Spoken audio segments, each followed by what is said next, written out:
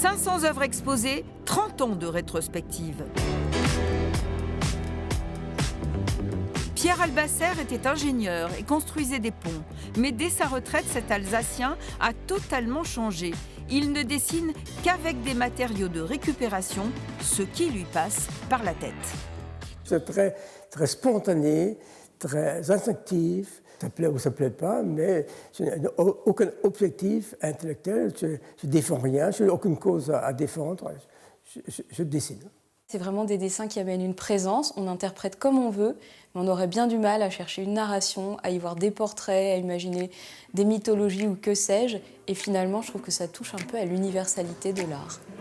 Un dessin par jour sur des cartons d'emballage domestique avec tout ce qu'on lui donne d'usager, vernis, feutre, cartouches d'imprimante, bic, qu'il décortique. Je commence par lui enlever la tête, juste la bille, ça je l'achète.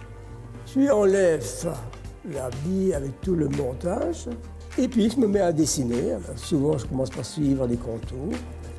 Il n'y a pas de Pierre Albasser sans sa femme, Gudrun, artiste elle aussi. Au début, elle lui présentait des feuilles à dessin toutes neuves, mais refus d'obstacle pour Pierre et puis contournement. J'ai coupé les emballages de ce format-là, carré ou rectangulaire, suivant l'emballage. Et là, il s'est lancé parce que c'était qu'un déchet, c'était ce qui part à la poubelle. Donc, il n'était pas obligé de réussir quelque chose. Pierre Albasser a 89 ans et vit à La Rochelle.